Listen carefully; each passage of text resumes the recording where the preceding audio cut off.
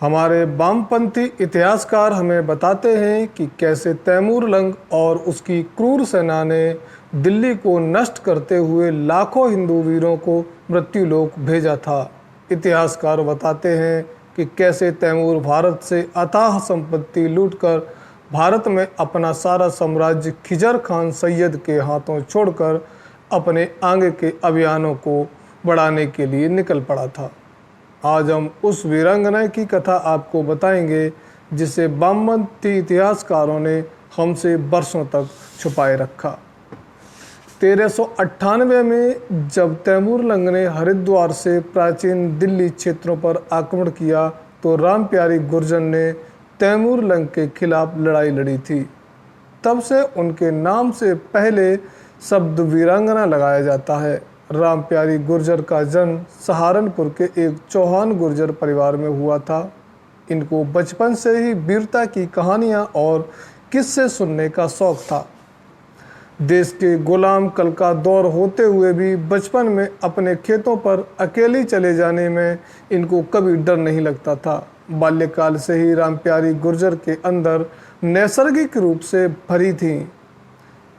निर्भय और हठी स्वभाव की रामप्यारी गुर्जर अपनी मां से नित्य ही पहलवान बनने के लिए आवश्यक नियम जिज्ञासा पूर्वक पूछा करती थी और फिर प्रातः काल हो या संध्या काल हो वे नियमित रूप से किसी एकांत स्थान में व्यायाम किया करती थी।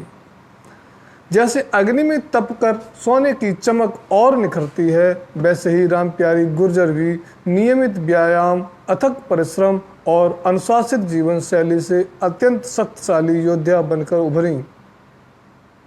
रामप्यारी सदैव पुरुषों के जैसे वस्त्र पहनती थीं और अपने ग्राम और पड़ोसी ग्राम के पहलवानों के कौशल को देखने के लिए पिता और भाई के साथ जाया करती थीं।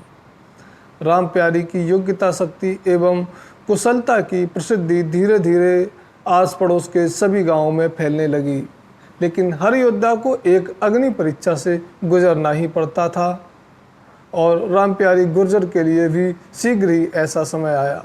वर्ष 1398 में उस समय भारतवर्ष पर तुगलक वंश का शासन हुआ करता था, परंतु यह शासन नाम मात्र का था क्योंकि उसका आधिपत्य कोई भी राजा स्वीकारने को तैयार नहीं था। इसी समय आगमन हुआ समरकंद के क्रूर आक्रांता अमीर तैमूर का, जिसे कुछ केवल तैमूर तो कुछ तैमूर लंग या तैमूर लंगड़े के नाम से भी जानते थे। तैमूर के युद्ध कौशल के आगे नसरुद्दीन तुगलक दुर्बल सिद्ध हुआ और उसकी सेना पराजित हुई। नसरुद्दीन तुगलक को परास्त करने के पश्चात तैमूर ने दिल्ली में मौत का मानो एक खूनी उत्सव मनाया, जिसका उल्लेख करते हुए आज भी कई लोगों की आत्माएं कांपने लगती हैं। दिल्ली को नष्ट करने के उपरांत तैमूर ने अपने क्रूर दृष्टि हिंदुओं और उनके तीर्थों की ओर घुमाई। भारत में तैमूर के अभियान का मुख्य उद्देश्य था सनातन समुदाय का विनाश कर भारत में इस्लाम की ध्वजा लहराना। जब तुगलक वंश को धराशायी करने के पश्चात तैमूर ने दिल्ली पर आक्रमण किया तो उसके उन क्षेत्रों को छोड़ दिया जहां मुसलमान की आबादी ज़्यादा थी और उसने केवल सनातन समुदाय पर निशाना साधा। कितने ही लोग तैमूर की इस अग्नि में भस्म हुए, जो बच्चे दास बन गए या फिर सूचना में दबा दिए गए। जब यह सूचना जाट क्षेत्र में पहुंची तो जाट क्षेत्र में आज का हरियाणा और पश्चिमी उत्तर प्रदेश के कुछ भाग आते हैं। जाट क्षेत्र के तत्कालीन प्रमुख देवपाल ने महापंचायत का आयोजन किया। इस महापंचायत में जाट, गुर्जर, अहीर, वाल्मीकि, राजपूत, ब्राह्मण एवं आदिवासी जैसे अनेक समुदायों के सदस्य शामिल थे। महापंचायत में देवपाल ने न केवल तैमूर के अत्याचारों के सबके समक्ष उजागर किया, बल्कि वहां उपस्थित सभी समुदायों से यह निवेदन किया कि वह अपने सभी मतभेद भुलाकर एक हो जाएं और तैमूर को उसी की भाषा में जवाब देकर उसको यहाँ से खदेड़ें और भारत भूमि की रक्षा करें। इसके बाद सभी समुदायों की सहमति से महापंचायत ने तैमूर की सेना से छापामार युद्ध लड़ाई की रणनीति बनाई। इसके लिए महापंचायत ने सर्व समाज की एक सेना तैयार की, जिसमें इस महापंचायत सेना के ध्वज के अंतर्गत 80,000 योद्धा शामिल हुए थे। इन्हें समर्थन देने के लिए 40,000 अतिरिक्त सैनिकों की टुकड़ी तैयार की गई, जिसमें सभी महिला सदस्य थीं और उनकी सेनापति नियुक्त हुई रामप्यारी गुर्जर। इन महिलाओं को शस्त्र चलाना नहीं आता था। अपनी मातृभूमि और अपनी संस्कृति की रक्षा के लिए देवी दुर्गा की संस्कृति से संबंध रखने वाली इन दुर्गाओं ने शस्त्र चलाने में तनिक भी संकोच नहीं किया। वहीं मुख्य सेना के प्रमुख थे महाबली जोगराज सिंह गुर्जर और उनके सेनापति थे वीर योद्धा वीर सिंह गुलिया।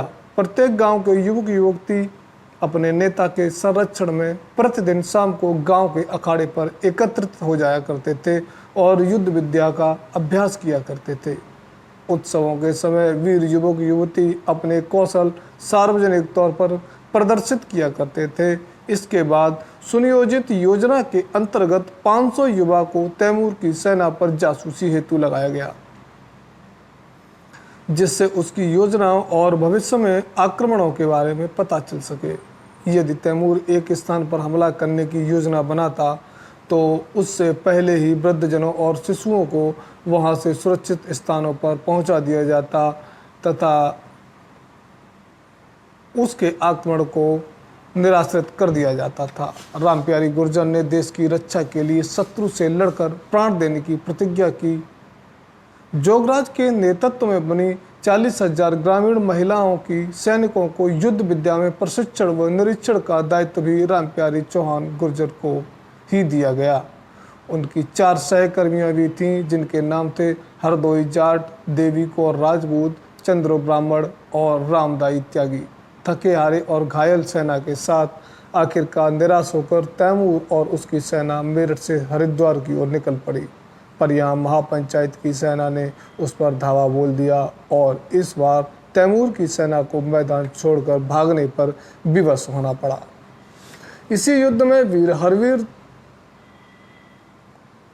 रामप्यारी गुर्जर ने देश की रक्षा के लिए शत्रु से लड़कर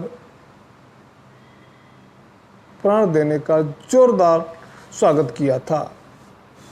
साथियों, इसी युद्ध में वीर हरवीर बेहद ही गंभीर रूप से घायल हो गए और उन्हें उपचार के लिए भेजा गया। धीरे धीरे उनकी अवस्था खराब होती चली गई और वो मृत्यु को प्राप्त हो गए।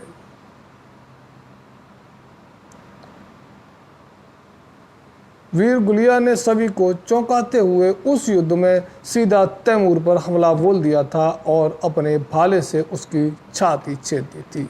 इसके बाद तैमूर के अंगरक्षक तुरंत ही हरवीर पर टूट पड़े, परंतु हरवीर तब तक अपना काम कर चुके थे। जहां हरवीर उस युद्ध भूमि में वीर गति को प्राप्त हुए तो तैमूर उस घाव से कभी उबर नहीं पाया और सन 1405 में उसी घाव के बढ़ते संक्रमण के कारण उसकी मृत्यु हो गई। जो तैमूर लाखों की सेना के साथ भारत विजय के उद्देश्य से भारत आया था, वह महज कुछ हजार सैनिकों के साथ ही किसी तरह भारत से भाग पाया। यह युद्ध कोई आम युद्ध नहीं था, बल्कि अपने सम्मान और अपनी संस्कृति की रक्षा के लिए किया गया एक धर्म युद्ध था, जिसमें जाति धर्म सबको पीछे छोड़ते हुए हमारे वीर योद्धाओं ने एक क्रूर आक्रांता को उसी की शैली में सबक सिखाया था। पर इसे हमारी विडंबना कहेंगे कि इस युद्ध के किसी भी नायक का गुणगान तो दूर की बात है, हमारे देशवासियों को इस ऐतिहासिक युद्ध के बारे में पता ही नहीं है। रामप्यारी गुर्जर जैसे अनेक वीर महिलाओं ने जिस तरह तैमूर को नाकों चने चबाने पर विवश किया, वो अपने आप में असंख्य भारतीय महिलाओं के लिए किसी प्रेरणा स्रोत से कम नहीं होगा। साथियों, ऐसी ही कहानियाँ सुनने के लिए बने रहिए हमारे चैनल पर और चैनल को सब्सक्राइब और वीडियो को लाइक करना ना भूलें।